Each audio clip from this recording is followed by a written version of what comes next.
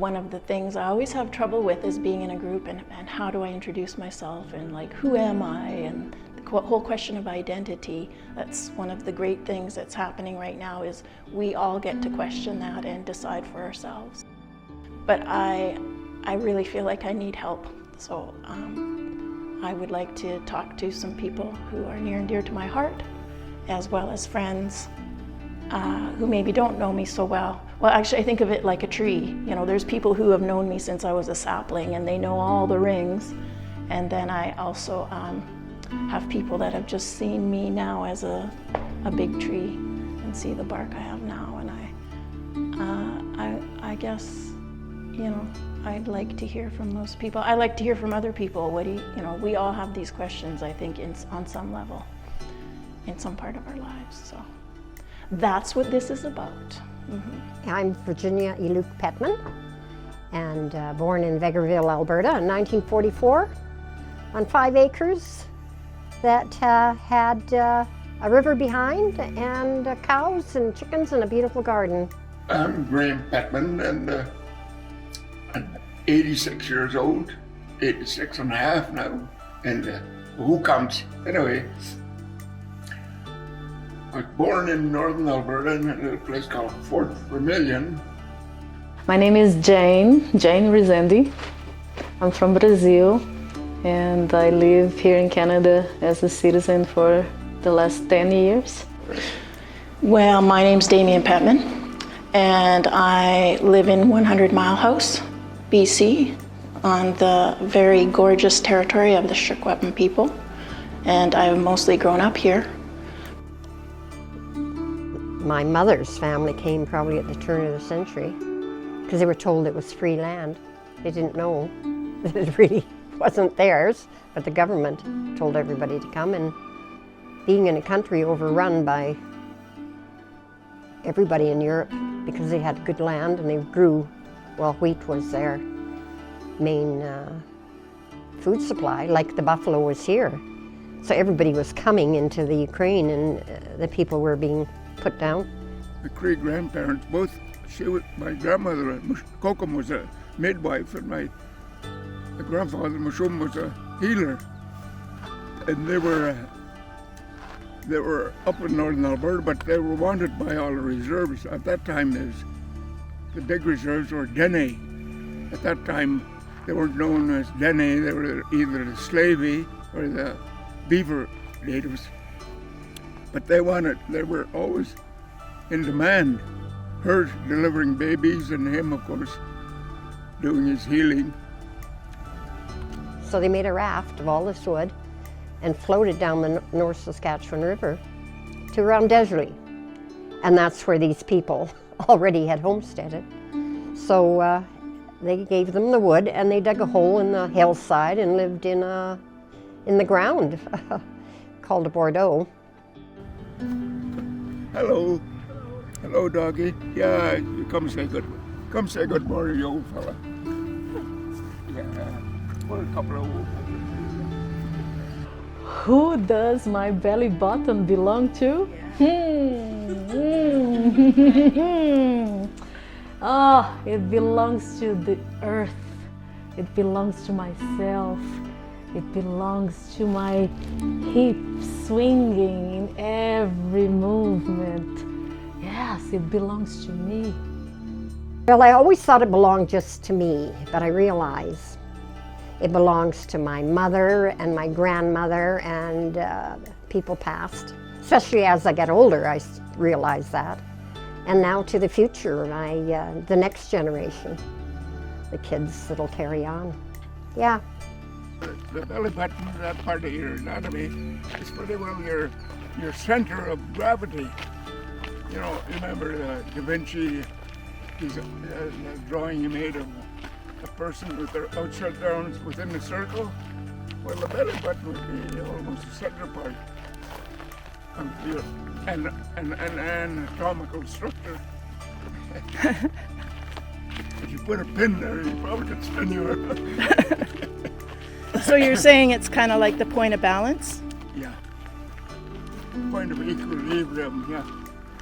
So when you think of your belly button, your personal belly button, where would you say? Well, it's your center, and it's also, the outer part of your intestines, where food is processed. And, I read in a book about 3 brains. Your main brain, of course, your control center, your stomach, which is your intuition, gut feeling, etc. And of course, your actual heart, which is emotion and cognizance and all that. So that's why I feel.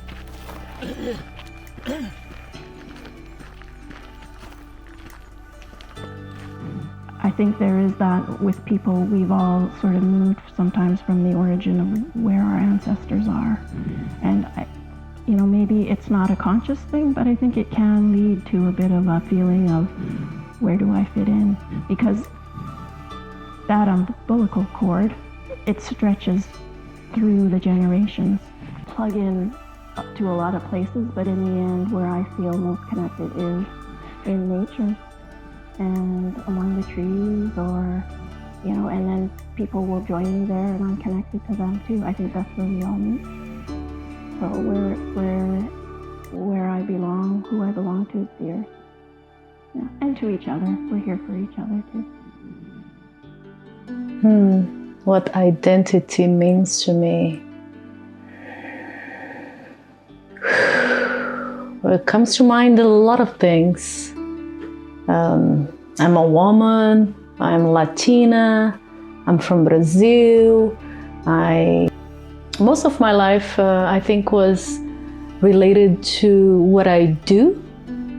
Like, I'm a yoga instructor, I'm a psychologist, I'm like a tantra educator, I'm a daughter, I am a sister. And but with the journey through life, I just realized that I'm all of this and nothing of this. I'm a woman, yeah, but I have such a masculine side of me that make things that brings presence, that makes structure, and that is the feminine flower inside of me that just flows like water and creates that spaciousness. So in my journey, I learned, once someone asked me, one of the tantra questions that we have, like prompt questions, is, who are you? And it speaks for that identity. And instead of saying, even when I meet someone, I don't like to tell them what I do. I'm more interested in the deeper aspects, like, who are you? And in this prompt, you keep asking over and over, who are you? And my answers would always be, I'm water, I'm a bird, I'm fire, I'm sadness, I am power, I'm grief, I'm nothing at all, I'm God, I'm Satan, I'm nothing at all, I'm everything. So, and in the answering these questions, who are you? Who am I? Who am I? Especially when someone criticizes or someone bring their own perspective of who is this person, I bring the question to myself, who am I? Yes, I'm Jane. Yes, I'm Nidinha, my nickname. Yes, I'm Lolita. Yes, I'm Lola. Yes, I'm Sassenach, and all the other names that I play with. I'm all of them and none of them. And at the same time, so comfortable with not even knowing, who am I now? Who am I becoming? Like, just giving myself that option to, and the surrendering to, I don't know. Who am I sometimes? Or, yes, I know my essence. So to answer your question, what is the identity of this thing here, this human here? It's the universe itself, with all. And more I'm working with myself to expand my capacity to hold life itself in all, The good, the bad, and the ugly. The joy, the grief, the sadness, the scarcity, the abundance, everything. So I believe that identity for me is to be current in what I am right now. Like right now, I'm like a flower just sitting in a beautiful garden and receiving the wind and being the wind, receiving the water and being the water. That's in each moment. So I think that my identity is not that I'm a chameleon that changes to please others, but no, I allow myself to be everything in life. So I think identity is this to me. Yeah. What identity means to me is, it's like, actually, it's like clothes that you put on. I feel like it's a way we present ourselves to the world, and we want how we present ourselves to the world to be as congruent with what's inside us as possible. Maybe we do, maybe we don't. I mean, it's up to everybody, but I sort of feel like it's an external thing. I looked up what is the meaning of identity because I wanted to get it straight. It's sort of a big term and it could mean a lot of things. So I just, it comes from the mid-16th century and it's from the same root as identical, which is interesting. So it means things that are alike. So in a way, your identity also has to do with how are you alike to other beings. And, sometimes for me, maybe other people too, identity can become kind of an individualized thing. It's like, how does it make me different? But actually, when you look at the root of the word, it's how am I similar? And so yeah, it's how do I present myself? How do I make a connection with other people, and how when I'm talking to them and trying to find a common ground. And I kind of thought it was funny. Really, I don't think you maybe even need to have identity if it's just clothes on, right? Like you could walk around naked or whatever, but it's probably important if you were, introducing yourself to aliens or something. And yeah, that was a little bit of a tangent. No, that was really good. Just feeling that we are all one, we're all one tree and we're all growing. And it just represented what I felt about life. The sun's out, Yeah. looking out at the lake and the trees. And the coffee's good.